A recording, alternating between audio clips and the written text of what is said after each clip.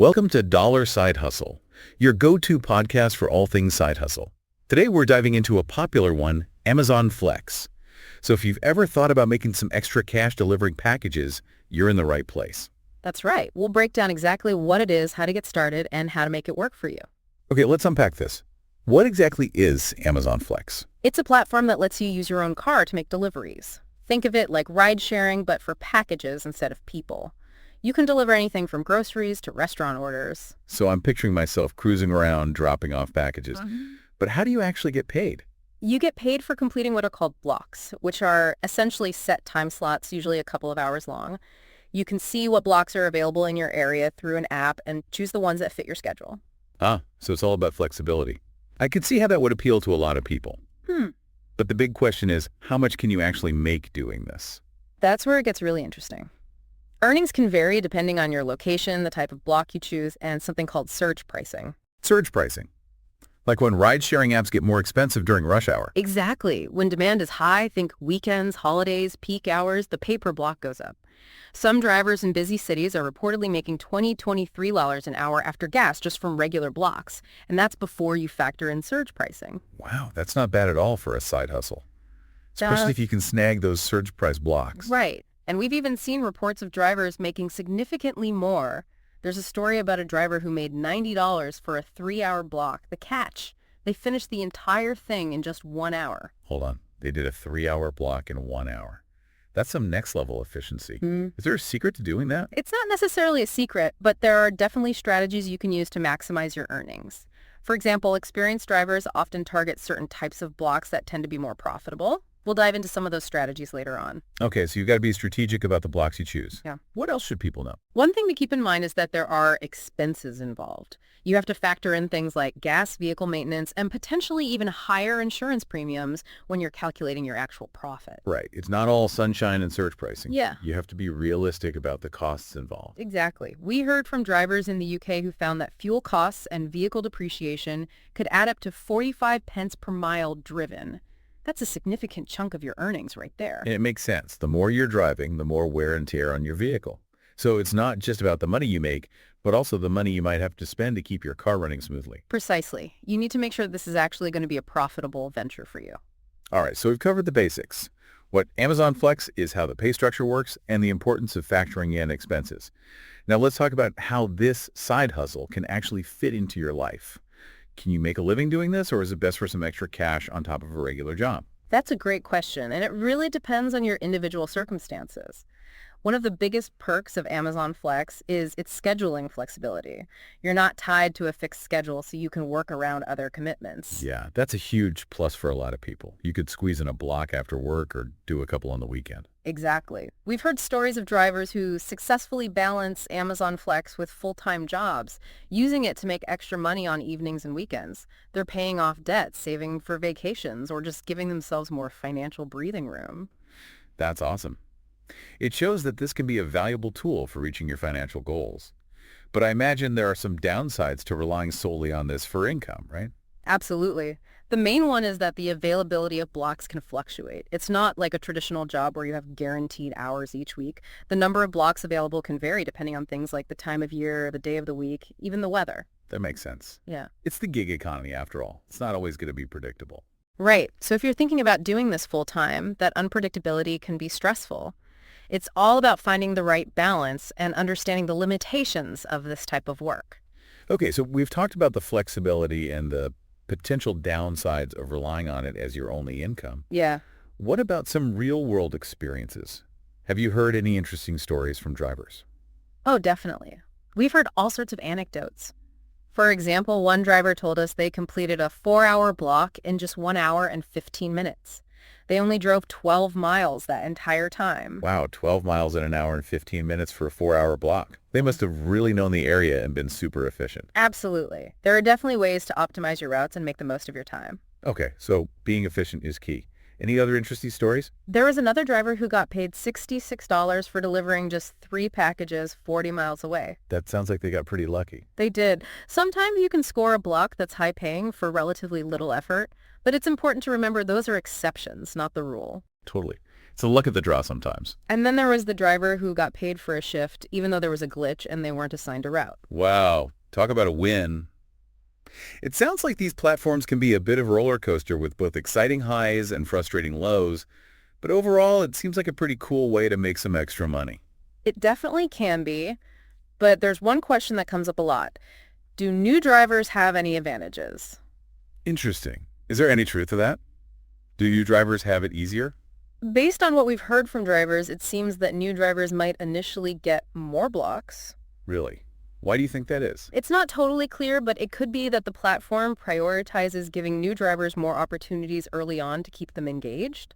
It's like a honeymoon phase where you might see more block availability compared to drivers who have been on the platform for a while. That makes sense. Keep the new drivers happy so they stick around. Mhm. Well, new drivers enjoy those early perks while they last. Right. But remember, no matter how long you've been doing this, it's important to be strategic and efficient to maximize your earnings. Struggling to make money online? Most businesses fail because they're missing one key piece of the puzzle. This new system can help you earn up to $3,493 with no selling. And it all starts with a free webinar happening in just a few hours. Here's what you'll learn: the exact system that's generated over $23 million online and how to use it yourself. The 3 biggest reasons online businesses fail. How to activate 3 profit levers to start making real money. Don't miss this chance. Visit dollarsidehustle.com/no-selling to get started today. Welcome back to Dollar Side Hustle, where we're uncovering the secrets to making Amazon Flex work for you. That's right. In part 1, we covered the basics, like how the pay structure works and the importance of factoring in those expenses. We even heard some pretty wild anecdotes from drivers, which gave us a glimpse into just how unpredictable this gig can be. Now, in part 2, we're diving deeper into some advanced strategies to really maximize your earnings and make the most of your time on the platform. Think of this as your masterclass in flex efficiency and profitability. Okay, I'm ready to level up my flex game. What are some next-level tips that those seasoned drivers swear by? One thing that experienced drivers do is they're really selective about the types of blocks they accept. You don't just want to grab any block that pops up. You want to prioritize the ones that are known for being more lucrative. Well, it's not just about being available. It's about being strategic. Exactly.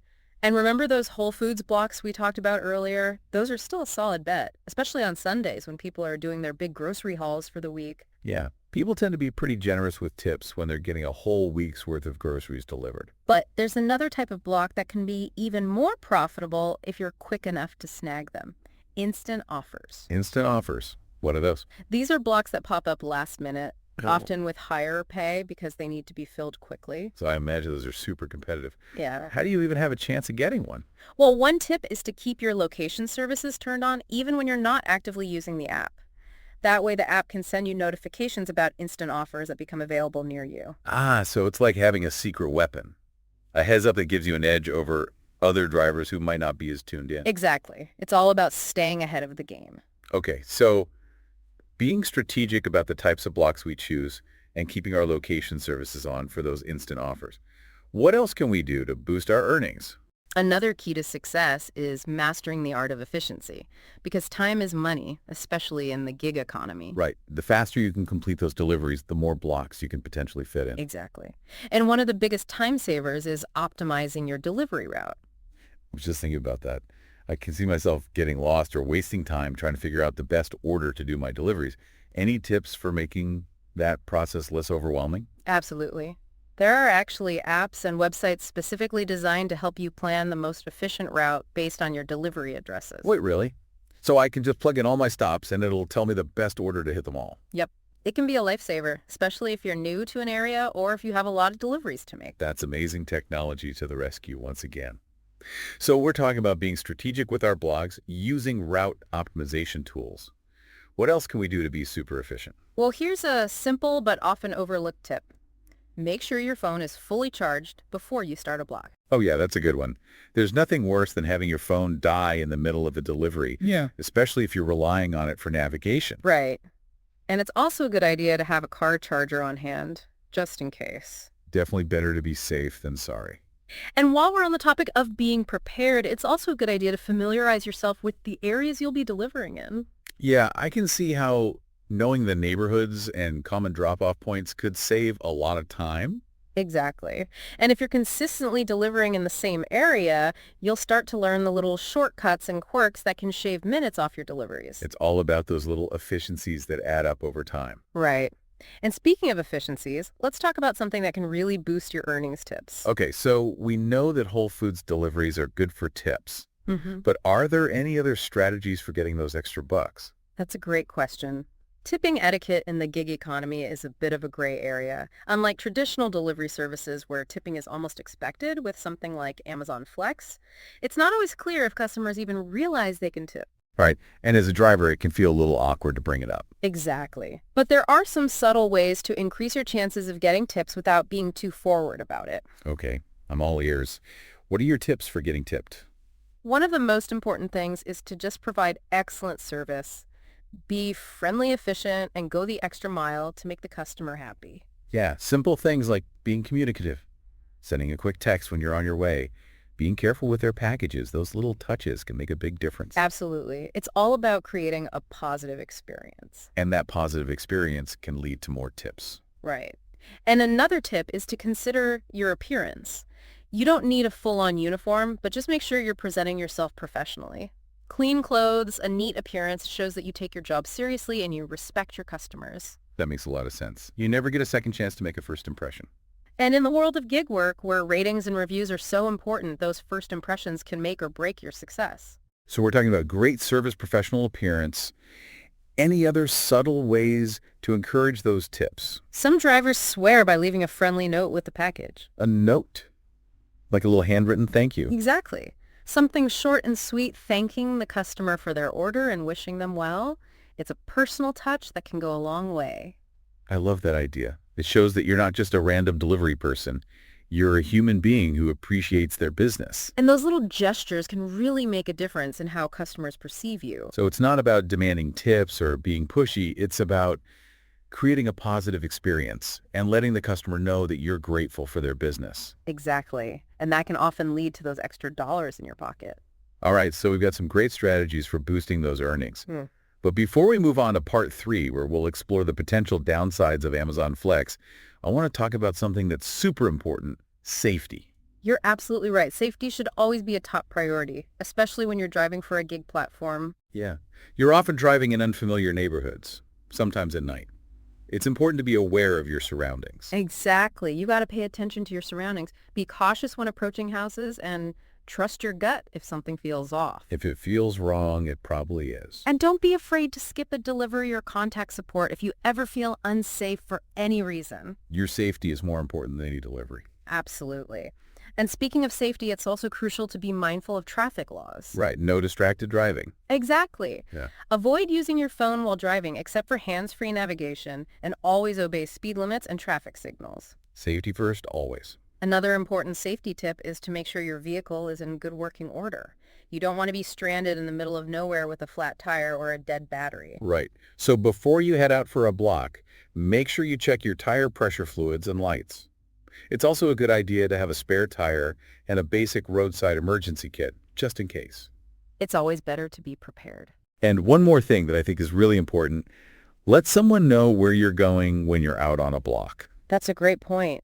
Share your location with a friend or family member, or at least let them know your expected route and estimated return time. That way someone always knows where you are and can check in on you. Right. And if you're ever in doubt about a situation, don't hesitate to reach out to Amazon Flex support. They're there to assist you. Okay, so to recap, staying safe while doing Amazon Flex boils down to a few key things. Be aware of your surroundings, obey traffic laws, keep your vehicle in good condition, and let someone know your whereabouts. Exactly. Remember, your well-being is paramount. Don't take any unnecessary risks and always prioritize safety over speed or efficiency. Now to wrap up part 2 of our Amazon Flex deep dive, we want to leave you with a question to think about. We've talked a lot about strategies for maximizing earnings and being efficient with your time, but how does this all fit into your bigger financial goals? That's a great question. Is this a short-term gig to help you reach a specific financial target, like paying off debt or saving for a down payment? Or do you see it as a more long-term way to supplement your income and achieve financial freedom? It's all about figuring out how Amazon Flex aligns with your overall financial aspirations. Right, because when you have a clear vision of your goals, you're more likely to stay motivated and make choices that support your journey. And remember, Dollar Side Hustle is here to support you every step of the way. We'll be back soon with part 3 of our Amazon Flex deep dive, where we'll explore the potential challenges and downsides of this gig. But in the meantime, Want to start a side hustle but feeling stuck on the tech part? You're not alone. Many first-time website owners feel the same. That's where Bluehost comes in.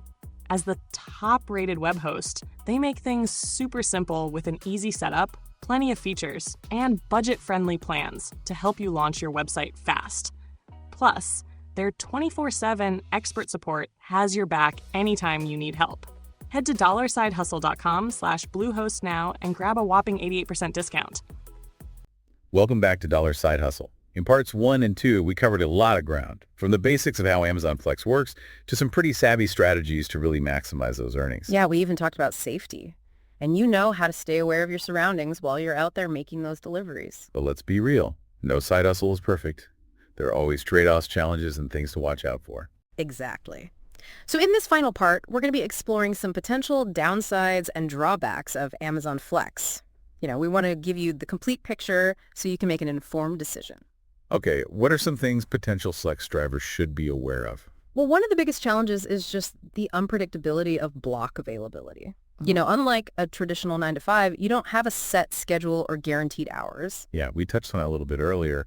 It's just the nature of the gig economy. So one week you might be swimming in blocks and the next week you're struggling to find anything decent. Right, exactly. And for drivers who rely on Flex as their primary income, that inconsistency can be really stressful. Makes it tough to budget and plan ahead. Yeah, it can also lead to a lot of competition among drivers for those coveted blocks. Oh, absolutely. It becomes a race to snag the best ones, and sometimes luck plays a big part. So that's definitely something to consider. Unpredictable blocks.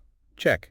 What other challenges do Flex drivers face? Well, another common issue is dealing with just difficult deliveries. Okay, what makes a delivery difficult? Are we talking heavy packages, long distances, or something else? Those are definitely factors, but often it's the logistics that make a delivery tricky. Logistics, like what? Think about deliveries to apartment buildings with confusing layouts, gated communities with strict access codes, or even houses with unclear instructions. Anything that makes it tough to find the delivery location or get the package to the customer. Gotcha. Yeah, those delays can really eat into your time and cut into your earnings, especially if you're trying to be super efficient. Exactly. And sometimes those delays are just unavoidable, like getting stuck in traffic or running into unexpected road closures. It's all part of the job, but it's something to keep in mind. You got to roll with the punches. Yeah. Be prepared for the unexpected. Right. It's not always a smooth ride. Any other downsides we should cover? I think another one that comes up sometimes is the lack of support from the platform. Yeah, I've heard some drivers complain about that. They run into issues with app glitches, incorrect delivery information, or problems with customer payments. Yeah, and since you're essentially your own boss, you're often left to troubleshoot these issues on your own. Right. While there is some sort of support system, it's not always as responsive or helpful as drivers would like. Yeah, you really have to be prepared to advocate for yourself and find solutions. Okay, so we've got unpredictable blocks, tricky deliveries, and potential support issues. Anything else to add to that list? I think those are some of the main ones, but it's important to remember that despite these downsides, Amazon Flex can still be a really rewarding side hustle for many. Absolutely. It offers flexibility, earning potential, and that satisfaction of being your own boss. You just need to weigh the pros and cons to see if it aligns with your needs and personality. Exactly. It's about finding what works best for you. Well, we've explored the ins and outs of Amazon Flex, from the earning potential to the potential pitfalls.